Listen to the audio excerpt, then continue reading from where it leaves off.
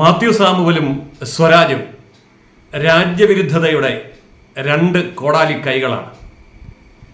India മഹാരാജ്യം ഒറ്റക്കെട്ടായി ഭരണപക്ഷ പ്രതിപക്ഷ വ്യത്യാസമില്ലാതെ പാകിസ്ഥാനെതിരെ ആഞ്ഞടിക്കുന്ന, ഉണർന്നിരുന്നുകൊണ്ട് ജാഗ്രതയോടെ ഭാരതത്തിന് വേണ്ടി പ്രവർത്തിക്കുകയും പ്രാർത്ഥിക്കുകയും ചെയ്യുമ്പോൾ മാത്യു സാമുവൽ എന്ന് പറയുന്ന സ്വയം പ്രഖ്യാപിത വിഖ്യാത പത്രപ്രവർത്തകൻ ഇന്ത്യക്കെതിരായിട്ടുള്ള കുപ്രചരണങ്ങൾ മുഴുകുകയായിരുന്നു.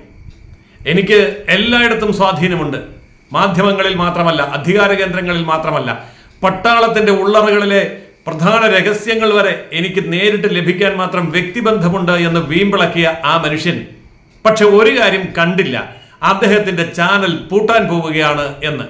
ഈ രാജ്യത്തും വിദേശത്തും ഇരുന്നു കൊണ്ട് ദേശസ്നേഹികൾ ആയിരക്കണക്കിന് മെയിലുകൾ ഇന്ത്യ ഗവൺമെന്റിലേക്ക് അയച്ചപ്പോൾ മാത്യു സാമുവലിന്റെ ചാനൽ പൂട്ടി. പക്ഷെ മാത്യു സാമുവൽ മാത്രം അറിഞ്ഞില്ല. എന്തുകൊണ്ട് ഇങ്ങനെ സംഭവിക്കുന്നു? മാത്യു സാമുവൽ നേരത്തെ ഇന്ത്യക്ക് അനുകൂലമായി, BJPക്ക് അനുകൂലമായി, കേന്ദ്രഭരണത്തിന് അനുകൂലമായി, നരേന്ദ്രമോദിക്ക് അനുകൂലമായി അതിഗംഭീരമായി സംസാരിച്ചു കൊണ്ടിരുന്നു. അങ്ങനെ സംസാരിച്ച് വ്യൂവേഴ്സിനെ കിട്ടിക്കഴിഞ്ഞപ്പോൾ തന്റെ ചാനൽ ബിസിനസ് പച്ചപിടിപ്പിക്കാൻ ഇത് നല്ല തന്ത്രമാണ് എന്ന് അദ്ദേഹം കാണുകയും അത് ബിസിനസ്സാക്കി മാറ്റുകയും ചെയ്തു. അപ്പോഴാണ് യുദ്ധം വരുന്നത്. യുദ്ധത്തിന്റെ റിപ്പോർട്ടിംഗ് എന്ന് പറയുമ്പോൾ അത് ഏകപക്ഷീയമായി പോകും എന്ന് അദ്ദേഹത്തിന് അറിയാം. എല്ലാവരും രാജ്യത്തിന് അനുകൂലമായിരിക്കും, എല്ലാവരും പട്ടാളത്തിന് അനുകൂലമായിരിക്കും, എല്ലാവരും മോദിക്ക് അനുകൂലമായിരിക്കും. അപ്പോൾ അങ്ങനെ നിന്നിട്ട് ഒരു കാര്യവുമില്ലല്ലോ. എന്നാൽ ഒരു കാര്യം ചെയ്യാം, ബിസിനസ് തന്ത്രം എന്നുള്ള നിലയിൽ അദ്ദേഹം എടുത്തു പയറ്റിയത് രാജ്യവിരുദ്ധതയാണ്.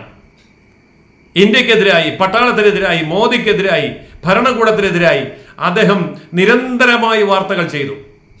ഈ വാർത്തകളൊക്കെ ചെയ്യുമ്പോൾ അദ്ദേഹം ആവർത്തിച്ച് പറഞ്ഞുകൊണ്ടിരുന്നു, ഞാൻ പറഞ്ഞത് തെളിവിന്റെ അടിസ്ഥാനത്തിലാണ്, എനിക്ക് എവിഡൻസ് ഉണ്ട്, എനിക്ക് ബന്ധങ്ങളുണ്ട്, ആ ബന്ധങ്ങളുടെ അടിസ്ഥാനത്തിലാണ്. പക്ഷേ ആ ബന്ധങ്ങൾ എവിടെ, തെളിവുകൾ എവിടെ എന്ന ചോദ്യത്തിന് മറുപടി ഇല്ലാതെ വന്നപ്പോൾ അദ്ദേഹത്തിന്റെ ചാനൽ സർക്കാർ പൂട്ടി. മറ്റൊരു വ്യക്തിയാണ് സ്വരാജ്. സ്വരാജിന്റെ രാഷ്ട്രീയം നമുക്കറിയാം, CPMന്റെ രാഷ്ട്രീയമാണ്. എന്നാൽ CPMന്റെ പോളിറ്റ് ബ്യൂറോ മെമ്പറായിട്ടുള്ള ഒരു നേതാവ് പോലും പാകിസ്ഥാനെ അനുകൂലിച്ചില്ല.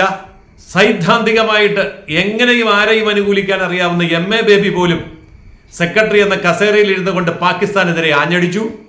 അങ്ങനെ പാർട്ടിയും പാർട്ടി പത്രവും ചാനലും എല്ലാം ഇന്ത്യയോട് ഒപ്പം കൂറ് പ്രഖ്യാപിച്ചുകൊണ്ട് നിന്നു. ഇത് ചെറിയൊരു കാര്യമല്ല. ചൈന ഇന്ത്യ ആക്രമിച്ചപ്പോൾ ഇന്ത്യ ചൈനയാണ് ആക്രമിച്ചതെന്ന് സൈദ്ധാന്തികമായി വരുത്തി തീർത്ത പാർട്ടിയാണ്. പക്ഷേ ഇത്തവണ പാകിസ്ഥാനോടൊപ്പമല്ല, ഇന്ത്യയോടൊപ്പമാണെന്ന് CPM തെളിയിച്ചു. പക്ഷേ സ്വരാജ് മാത്രം മനുഷ്യത്വത്തെ ഉയർത്തിപ്പിടിച്ചുകൊണ്ട്, മരിച്ചു വീഴുന്ന പാകിസ്ഥാനികളുടെ നോവും വേദനയും ഉയർത്തിപ്പിടിച്ചുകൊണ്ട് ഭാരതത്തിന് പരോക്ഷമായി വിരുദ്ധമായ നിലപാടുകൾ സ്വീകരിച്ചു. നാളെ പാകിസ്ഥാനിൽ നിന്ന് അതിനുള്ള റിവാർഡ് അദ്ദേഹത്തിന് കിട്ടുമായിരിക്കും.